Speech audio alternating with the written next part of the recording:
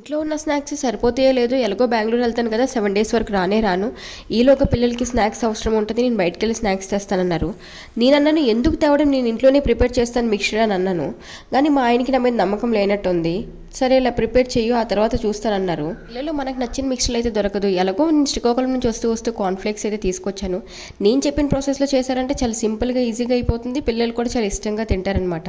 ఎంతమందికి కార్న్ఫ్లేక్స్ అటుకులు మిక్చర్ అంటే ఇష్టం? కార్న్ఫ్లేక్స్ మిక్చర్ చేసుకోవడానికి ముందుగా కార్న్ఫ్లేక్స్ని ఫ్రై చేసుకోవాలి, ఆ తర్వాత అటుకుల్ని ఫ్రై చేసుకోవాలి, ఆ తర్వాత శనగపలుకుల్ని ఫ్రై చేసుకోవాలి, ఆ తర్వాత కచ్చాపచ్చిని దంచిన వెల్లుల్లి రబ్బల్ని నేను ఫ్రై చేసుకున్నాను. కొంచెం కరివేపాకును అలాగే ఫ్రై చేసుకోవాలి. ఆ తర్వాత నేను పుట్నాల పప్పును కూడాను ఇలాగే నూనెలో వేయించుకున్నాను. ఒక్కొక్కటి వేయించుకొని బేసిన్లో అయితే వేసాను. ఆ తర్వాత జీడిపప్పును కూడా ఫ్రై చేసుకొని వేసాను. ఉప్పు కారం సరి సమానంగా వేసుకొని మిక్సింగ్ చేసాను. ఫ్లేక్స్ అటుకులు మిక్చర్ అయితే రెడీ అయిపోయింది. మా ఆయన చూసి ఇంత సింపుల్గా ఇంత ఈజీగా సూపర్గా చేసావన్నారు. మా పిల్లలు కూడా చాలా బాగా నచ్చింది. ఇంకా బయటకు వెళ్ళాల్సిన అవసరం లేదైతే చెప్పారు. నా వీడియో నచ్చినట్టయితే సబ్స్క్రైబ్.